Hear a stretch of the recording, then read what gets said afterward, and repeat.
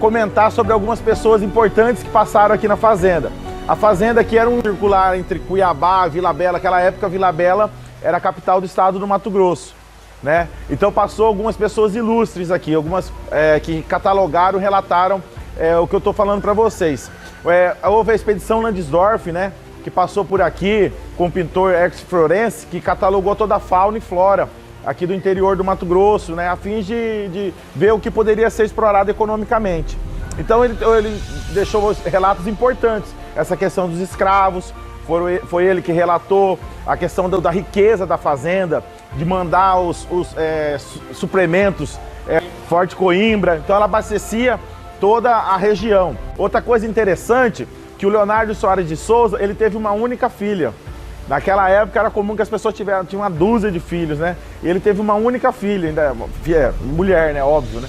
Então ele fez um casamento com a filha, escolheu uma pessoa a dedo para casar com a sua filha, né? Não ia botar qualquer um para casar. Ela casou com o militar, Major João Carlos Pereira Leite. E ele tinha que circular, ele tinha que dar assistência nos fortes, na capital, então ele viajava. Então o Landsdorff até relata que a fazenda era comandada por mão de ferro, por mãe e filha.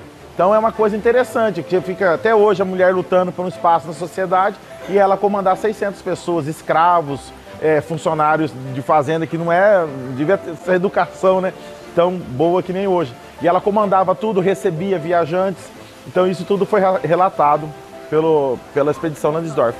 Outra coisa interessante também é a questão dos indígenas, o convívio dos indígenas aqui na fazenda. Houve um pequeno conflito no início, mas nada muito significativo, eles viviam até pacificamente. Aqui haviam 3 etnias indígenas, chiquitanos, bororos e guatós. Cada um vivendo na sua região, né? Uns na beira dos rios, outros no cerrado, outro no Pantanal, né? Outra figura ilustre que passou aqui pela fazenda, viveu aqui, foi muito importante pra gente, foi a questão do Sabino Vieira. Alguém já escutou falar sobre Sabino Vieira? O médico, né? Alguém já faltou a aula de história sobre o período regencial do Brasil, que começa com o quê? A abdicação de Dom Pedro I em 7 de abril de 1831, que caiu numa quinta-feira. Tem gente que pergunta que esse cara deve estar inventando. Não, eu uso isso aqui para o bem, não coloco a data e procuro saber que dia que caiu. Em 1831, ele vai abdicar do trono e deixou para o seu filho Dom Pedro II. Mais diante da primeira Constituição de 1824, em que ele mesmo otorgou, ele só poderia assumir as rédeas do Brasil com 18 anos, mas quando ele sai, Dom Pedro II só tinha 5. Então, tiveram que ficar 9 anos trocando com grupos políticos no poder. Então, esse é o período regencial. Começa, então, a explodir revolução em toda parte do Brasil. Nós tivemos sabinada, nós tivemos cabanagem, farrapo de farroupilha no Rio Grande do Sul. Aqui em Cuiabá nós tivemos a Rusga, que foi um movimento rápido, e houve lá na Bahia um certo médico que comandou a Revolução da Sabinada, que chegou a morrer cerca de 30 mil pessoas, chamado, ele era doutor Joaquim da Rocha Vieira. Já ouviram falar? Joaquim Sabino da Rocha Vieira, que ficou conhecido como o Levante da Sabinada, que aconteceu na Bahia. Pois bem, ele foi desterrado da Bahia para o lado espanhol, no caso na Bolívia. E ele passava por essa região quando aqui dava um surto de doenças aqui. O proprietário então pediu que ele ficaria com a tutela desse doutor. Ou seja, aquele que fez um dos maiores levantes revolucionários, chamado a Sabinada, viveu aqui nessa fazenda, para não ser desterrado para a Bolívia. Não é isso? Sim, senhor. Então, e ele foi muito interessante, muito importante, né? Além de cuidar da população, escrever um livro, ele usava muito dos conhecimentos das plantas indígenas para aplicar nas pessoas. Ele foi muito importante para conter um surto de varíola. Existia um surto de varíola que matou metade da população de Cuiabá e que chegaria a Cáceres, a fazenda, posteriormente podia chegar até a Vila Bela, porque a varíola é um vírus, né? Então circula. Então ele, com seus conhecimentos médicos, impôs uma barreira sanitária, né? Aqui foi fazia a quarentena, então ele conseguiu barrar o vírus, né? Outra pessoa ilustre que passou aqui pela fazenda, que a gente vai ver lá, que existe até hoje um poste dela, é o Marechal Rondon, né? Ele passou aqui com a linha de telégrafos. E ele, aqui tinha um posto de telégrafos, né, aqui na fazenda.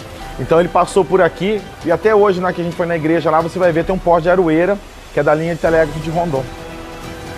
De Rondon, eu falei pra vocês, parte de vocês no ônibus, né? Ele é natural da onde, pessoal? Mimoso. Ele nasceu em 5 de maio de 1865, que foi também numa terça-feira, às 13 horas. E ele, logo com 2 anos de idade, perdeu não só a mãe, como perdeu o pai também. Foi criado pelo tio. Aí depois ele segue para o Rio de Janeiro e vai depois na escola militar tornar. É o único que foi indicado unânime pelo Congresso Federal. O Congresso Federal são 513 deputados. Os 513 concederam a Rondon o título de marechal. Porque só recebe o título de marechal aquele militar que fosse em uma guerra. Mas reconheceram que ele esteve numa guerra constante, principalmente nos sertões contra os índios, sem que viesse derramar sangue indígena. É dele uma placa em bronze que encontra-se lá no Museu de Nova York. Você vê aonde que está o nome dele. É a coisa mais difícil de encontrar o nome dele espalhado em alguma parte. Está lá no museu em Nova York. A placa com a frase histórica dele: morrer se preciso for, matar nunca. Foi levado pelo ex-presidente Theodore Roosevelt para os Estados Unidos. Quando o zumbi chegar, o que vai acontecer? Zumbi é senhor das guerras, é senhor das demandas. Quando o zumbi chega, é zumbi quem manda. Zumbi é senhor das guerras, é senhor das demandas. Quando o zumbi chega, é zumbi quem manda. Eu quero ver, eu quero ver, eu quero ver, eu quero ver, eu quero ver, eu quero ver. Quando o zumbi chegar, o que vai acontecer?